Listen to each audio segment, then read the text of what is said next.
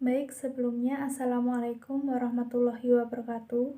Salam dan bahagia.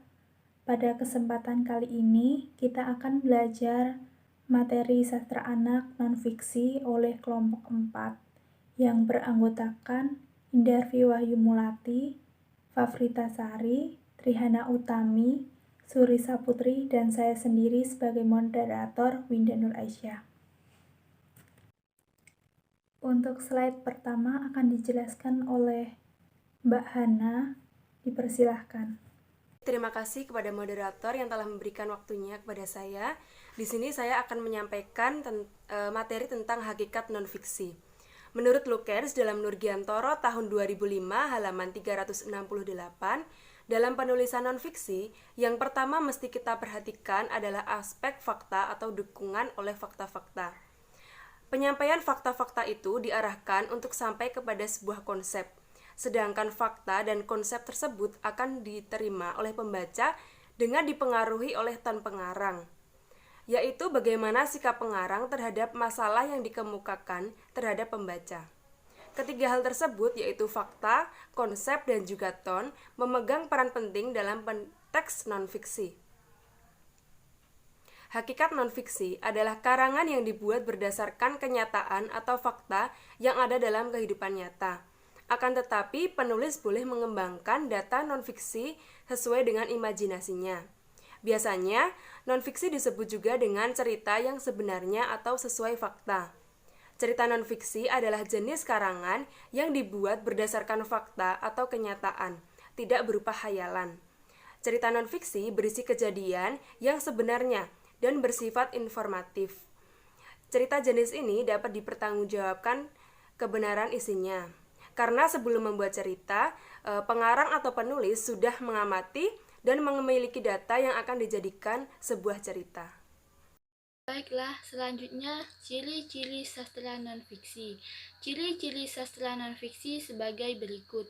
A. Cerita non-fiksi menggunakan bahasa yang formal, kaidah bahasa Indonesia yang baik dan benar.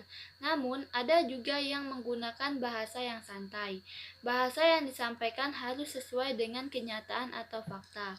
B. Cerita non-fiksi dibentuk dan disusun berdasarkan fakta yang ada dan harus bisa dipertanggungjawabkan kebenarannya.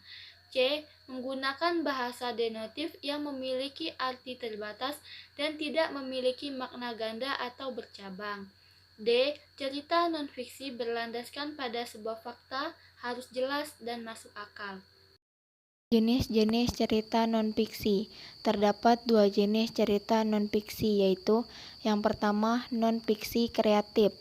Sebuah cerita yang berkembang berdasarkan imajinasi si penulis. Diharapkan cerita jenis ini dapat menyentuh emosi bagi yang membaca cerita tersebut. Contohnya, komik. Berdasarkan isi cerita, komik dapat ke dalam komik fiksi dan komik non-fiksi. Komik fiksi adalah komik yang isi ceritanya hanya berupa cerita hayal, tidak pernah ada dan tidak pernah terjadi. Contohnya, komik Doraemon dan Kung Fu Panda. Komik non-fiksi isinya menceritakan sesuatu yang pernah ada, terjadi dalam sejarah, jadi bersifat faktual. Dewasa ini banyak komik yang mengisahkan perjalanan hidup jadi bersifat biografis. Contohnya, komik biografis Mahatma Gandhi, Newton, maupun Napoleon. Selanjutnya yang kedua, non-fiksi murni. Sebuah cerita yang dikembangkan menurut data secara otentik. Macam cerita non-fiksi. 1. Buku informasi. Buku informasi adalah buku non-fiksi yang menyajikan data faktual. Dengan membaca buku informasi, anak dapat menemukan informasi berdasarkan fakta pada bacaan tersebut.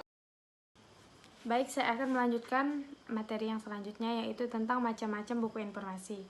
Yang pertama, cerita binatang dalam buku ilmiah.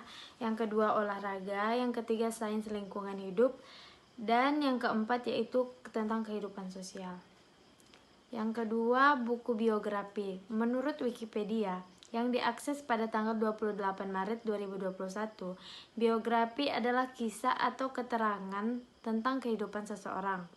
Biografi merupakan sejarah dari seseorang tokoh yang diceritakan berdasarkan realita.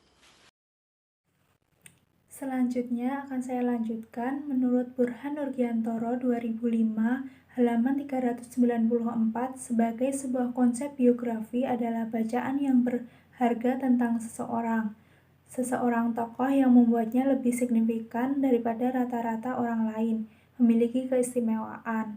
Macam-macam buku biografi. 1. Buku biografi tokoh dunia seperti Alexander Graham Bell, tokoh penemu telepon. Yang kedua, buku biografi pahlawan nasional Indonesia seperti R.A. Kartini sebagai tokoh emansipasi wanita. Sekian presentasi dari kelompok kami. Apabila ada kurang dan lebihnya kami mohon maaf. Akhirul kalam. Wassalamualaikum warahmatullahi wabarakatuh. Terima kasih.